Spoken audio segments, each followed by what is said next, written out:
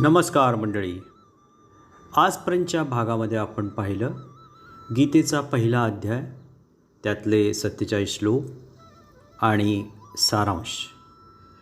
आजपासून आपण पाहणार आहोत गीतेचा द्वितीय अध्याय, सांख्ययोग. अर्थात अर्जुन भगवान श्रीकृष्णांना शरण जाऊन त्यांचे शिष्यत्व पत्करतो.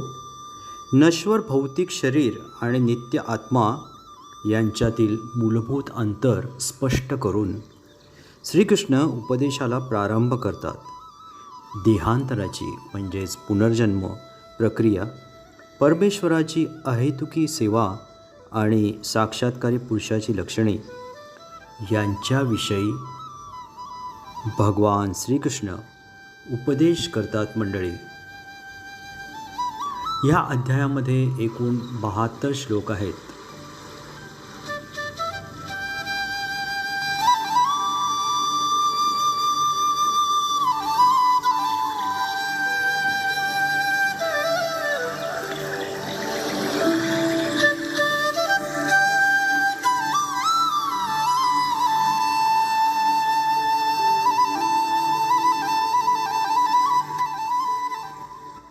या भागात आपण पाहूयात 1 ते 24 श्लोक आणि त्यांचा अर्थ. संजय उवाच तं तथा कृपया अविष्टम अश्रुपूर्ण आकुल ईक्षणं विषिदन्तं इदं वाक्यम उवाच मधुसूदनः. संजय म्हणाला, करुणेने भारावलेल्या, मन खचलेल्या आणि अश्रूंनी नेत्र भरून आलेल्या अर्जुनाला पाहून मधुसूदन श्रीकृष्ण पुढील प्रमाणे म्हणाले. श्री भगवानुवाच कुतः त्वा कश्मलम इदं विषमे समुपस्थितम अनार्य जुष्टम अस्वर्ग्यम अकीर्तिकरम अर्जुन.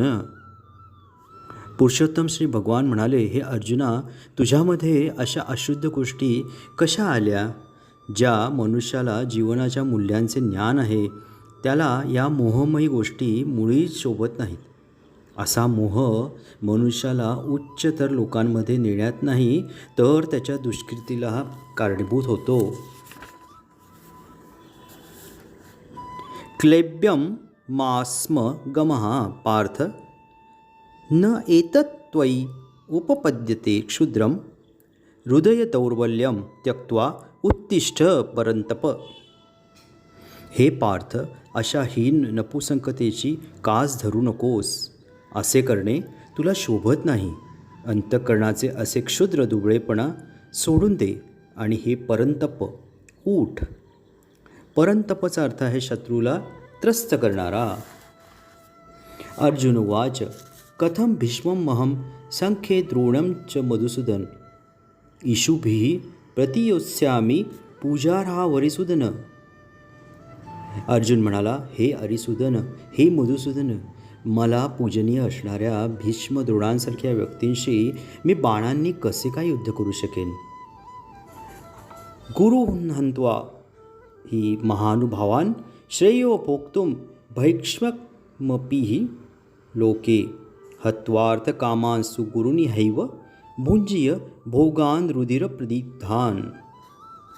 महात्मासम असणाऱ्या माझ्या गुरुजनांना मारून जगण्यापेक्षा भिक्षा मागून जगणे अधिक श्रेयस्कर आहे. जरी त्यांना भौतिक लाभाची इच्छा असली तरी ते ज्येष्ठ आहेत. त्यांची हत्या केल्यास आपले सर्व भोग रक्तरंजित होतील. न च एतत् विद्मः कतरत् नः गर्यः यत्वा जयेम यदि वा नः जयेयुः यान एव हत्वा न जिजीविषाम ते अवस्थिताः प्रमुखे धार्तराष्ट्राः. त्यांच्यावर विजय प्राप्त करणे की त्यांच्याकडून पराजित होणे, या दोहोंपैकी कोणती गोष्ट अधिक चांगली आहे हे आम्हाला कळत नाही. जर आम्ही धृतराष्ट्रपुत्रांची हत्या केली तर आम्हाला जगण्याची आवश्यकता नाही. तरी देखील युद्धभूमीमध्ये ते आमच्या समोरच उभे आहेत. कार्पण्य दोषोपहत स्वभावः पृच्छ्वामि त्वां धर्मसम्मूढचेताः यच्छ्रेयः स्यान्निश्चितं ब्रूहि तन्मे शिष्यस्तेऽहं शाधि मां त्वां प्रपन्नम. माझ्या दुर्बलतेमुळे मी माझ्या कर्तव्याचरणाविषयी गोंधळून गेलो आहे आणि माझी मनःशांती नष्ट झाली आहे. अशा स्थितीत माझ्यासाठी निश्चितपणे सर्वात श्रेयस्कर काय आहे यासंबंधी मी तुम्हाला विचारित आहे. मी तुमचा शिष्य आहे आणि तुम्हाला शरण आलो आहे. कृपा करून मला उपदेश करा. नहि प्रपश्यामि ममाप उद्याद मुच्छोषणम् इंद्रियाणाम अवाप्य भूमावसफलं मृद्धं राज्यं सुराणापैपी चाधिपत्यम. माझी इंद्रिये शुष्क करू पाहणाऱ्या शोकाला ज्यायोगे नाहीसे करता येईल असा उपायच मला दिसत नाही. स्वर्गातील देवांसारखे सार्वभौमत्व असलेले वैभवशाली तसेच निष्कंटक राज्य प्राप्त करून सुद्धा मला या शोकाचे निराकरण करता येणार नाही.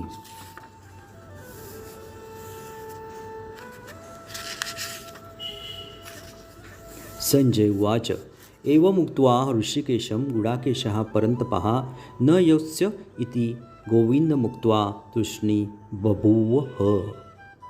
संजय म्हणाला, याप्रमाणे बोलून झाल्यावर परंतप अर्जुन श्रीकृष्णांना हे गोविंद मी युद्ध करणार नाही असे म्हणून स्तब्ध झाला.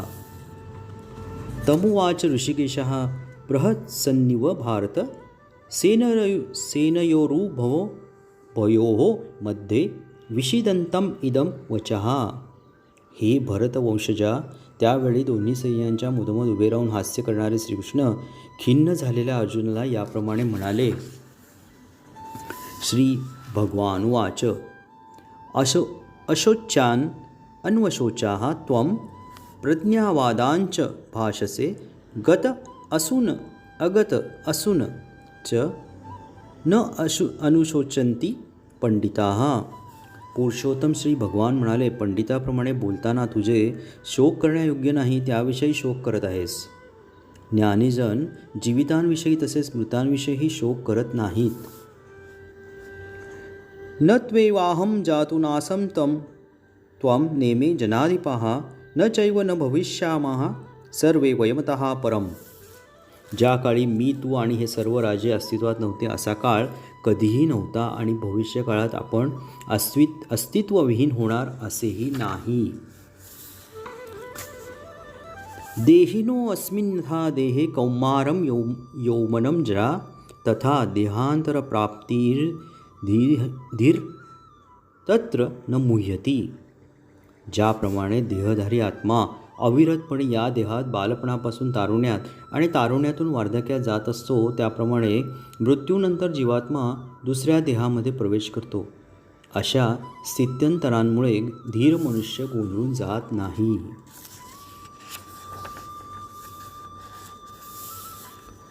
मात्रा स्पर्शास्तु कौंतेय शीतोष्ण सुखदुःखः दुःखदः आगमपापायिनो नित्यांस्तान्तिः तितिक्षस्व भारत. हे कौंतेया, तात्पुरती उत्पन्न होणारी आणि कालांतराने विनाश पावणारी जी सुखदुःखे आहेत ती हिवाळा आणि उन्हाळा यांच्या येण्या जाण्याप्रमाणे आहेत. हे भरतवंशजा, ती सुखदुःखे इंद्रियांना होणाऱ्या जाणीवेपासून निर्माण होतात आणि मनुष्याने ती क्षुब्ध न होता सहन करण्यास शिकले पाहिजे. यम हि न व्यथयन्ति एते पुरुषं पुरुष ऋषभसम दुःख सुखम धीरम सहा अमृतत्वाय कल्पते. हे पुरुषश्रेष्ठ अर्जुना, जो पुरुष सुख आणि दुःख यांनी विचलित होत नाही आणि दोन्ही अवस्थांमध्ये स्थिर असतो तो मोक्षप्राप्तीसाठी निश्चितपणे योग्य आहे. नासतो विद्यते भावो नाभावो विद्यते सतः उभयोऽपि दृष्टोऽन्त्वः वनयोः तत्त्वदर्शिभिः. तत्त्वदर्शी पुरुषांनी असा निष्कर्ष काढला आहे की असत वस्तू म्हणजे भौतिक शरीर चिरकाळ टिकू शकत नाहीत आणि सत वस्तू म्हणजे जीवात्मा अपरिवर्तनीय असतात. या दोन्हींच्या स्वरूपांचा अभ्यास करून तत्वदर्शी पुरुषांनी असा निष्कर्ष काढला आहे. अविनाशी तू तत् विद्धि येन सर्वम इदम तत्तम विनाशम अवयस्य अस्य न कश्चित कर्तुम अर्हति. जे संपूर्ण शरीराला व्यापून आहे ते अविनाशी आहे असे तू जाण. त्या अविनाशी आत्म्याचा कोणीही नाश करू शकत नाही. अंतवंताः इमे देहाः नित्यस्य उक्ताः शरीरिणाः अनाशिनः अप्रमेयस्य तस्मात् युध्यस्व भारत. अविनाशी, अमर्याद आणि शाश्वत जीवात्म्याच्या शरीराचा निश्चितपणे अंत होणार आहे, म्हणून हे भरतवंशजा तू युद्ध कर.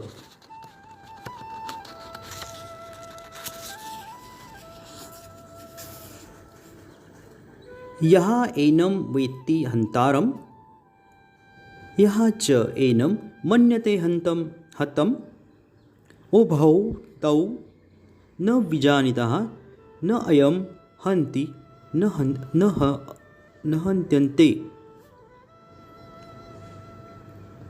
जीवात्मा मारणार आहे किंवा मारला जातो असे मानणारा मनुष्य अज्ञानात असतो, कारण जीवात्मा मारित नाही किंवा मारलाही जात नाही. न जायते म्रियते वा कदाचिन्नायं भूत्वा भविता वा न भूयाः अजो नित्यः शाश्वतोऽयं पुराणो न हन्त्यते हन्यमाने शरीरे. कोणत्याही काळी आत्म्यासाठी जन्मही नाही आणि मृत्यूही नाही. त्याचा जन्म झाला होता असेही नाही, त्याचा जन्म होतो असेही नाही आणि त्याचा जन्म होणार आहे असेही नाही. तो अजन्मा, सनातन, नित्य अस्तित्वात असणारा आणि पुरातन आहे. शरीराचा नाश झाला तरी त्याचा नाश होत नाही.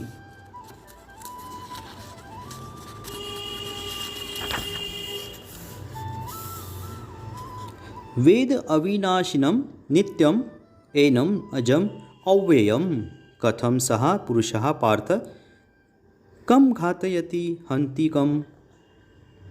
हे पार्थ, आत्मा अविनाशी, शाश्वत, अजन्मा आणि अव्ययी आहे हे जाणणारा पुरुष कोणाला कसा मारेल आणि कोणाला कसा मारवेल. वासांसी जीर्णानि यथा विहाय नवानि गृह्णान्ति नरोपराणि तथा शरीराणि विहाय जीर्णान्यानि संयाती नवानि देही. ज्याप्रमाणे मनुष्य जीर्ण वस्त्रांचा त्याग करून नवीन वस्त्रे धारण करतो, त्याप्रमाणे आत्माही जीर्ण आणि निरुपयोगी शरीरांचा त्याग करून नवीन भौतिके शरीरे धारण करतो. नैनं छिन्दन्ति शस्त्राणि नैनं दहति पावकः न चैनं क्लेदयन्त्याप्यो न शोषयति मारुतः. या आत्म्याचे कोणत्याही शस्त्राद्वारे तुकडे करता येत नाहीत, अग्नीद्वारे त्याला जाळता येत नाही, पाण्याद्वारे त्याला भिजविता येत नाही, तसेच वाऱ्याने त्याला सुकविता येत नाही. अच्छेद्यः अयम् अदाह्यः अयम् अक्लेद्यः अशोष्यः एव च नित्यः सर्वगतः साणुः अचलः अयं सनातनः. हा आत्मा अविद्राव्य तथा न तुटणारा आहे आणि त्याला सुकविणे किंवा जाळणेही शक्य नाही. हा नित्य, सर्वव्यापी, अपरिवर्तनीय, निश्चल आणि शाश्वत आहे.